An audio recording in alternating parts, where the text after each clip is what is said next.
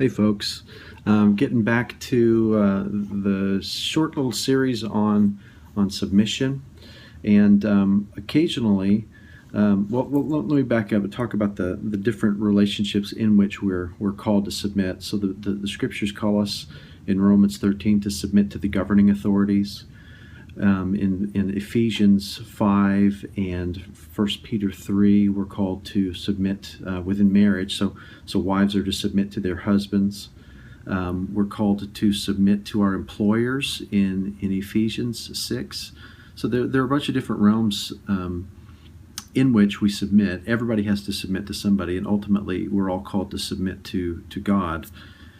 Occasionally, especially in counseling situations, I'll have someone who will say, yeah, I do submit, but occasionally there are situations where I just really strongly disagree with that person of authority, and so I resist.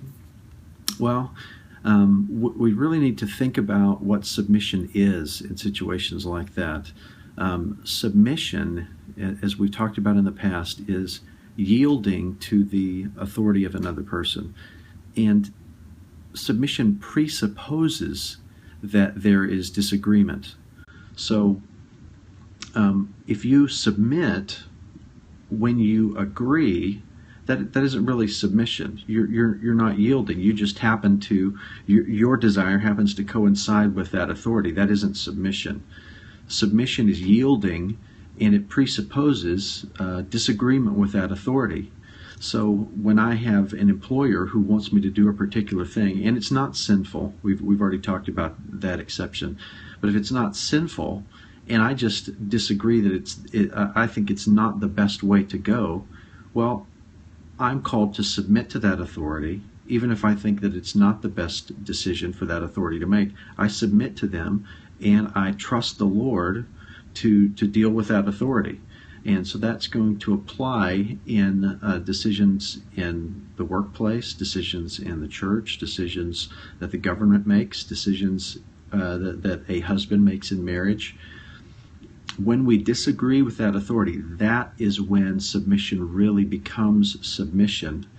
It's when submission really shows itself to be genuine, when we disagree with that authority, but we yield to that authority anyway. And of course, no one would ever say that that's easy to do, and yet it is something that we're called to do. It's something that the Holy Spirit who indwells us equips us to do. And when we do that, it ends up demonstrating to everyone around us that there is something at work in us that is not at work in most people. And that is, there is God at work in us to give us the grace and the strength to yield to authority even when we disagree. So, love you guys, and talk to you soon. Bye.